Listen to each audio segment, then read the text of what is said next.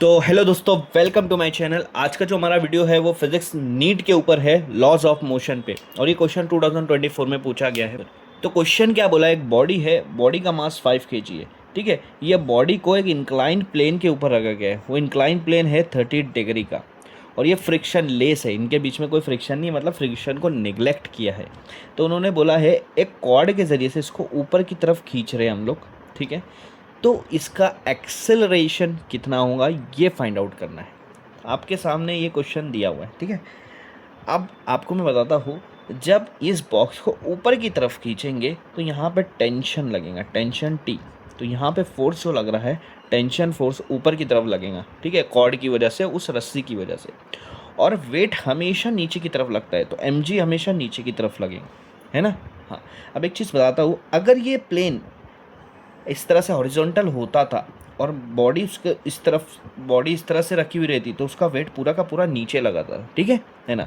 लेकिन यहाँ से क्या किया गया, इस प्लेन को 30 डिग्री ऊपर उठा दिया गया। ठीक है ना, 30 डिग्री ऊपर उठा दिया गया, है ना।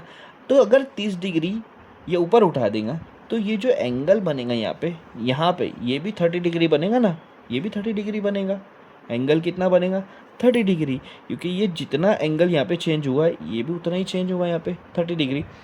अगर ये 30 डिग्री है तो इस mg का दो कंपोनेंट बनेगा, एक कंपोनेंट इस साइड बनेगा और एक कंपोनेंट इस साइड बनेगा। इस साइड बनेगा mg cos थीटा, सॉरी इस साइड बनेगा, यहाँ पे बनेगा mg cos थीटा, और इधर बनेगा mg sin theta.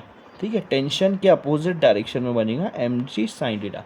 Cos theta का लेना देना नहीं, हमें ये वाला और ये वाला डायरेक्शन चाहिए, क्योंकि जो आपकी बॉडी है वो ऊपर तरफ खींच रही है टेंशन टी से, तो उसके नीचे तरफ कौन सा फोर्स लग रहा है, mg sin 30, mg sin 30। अब इसका नेट फोर्स अगर मैं लगा दूंगा तो नेट फोर्स क्या लग रहा है, नेट फोर्स क्या लग रहा है, ज़्यादा फोर्स इस बॉडी पे किसका लग रहा है, टेंशन का।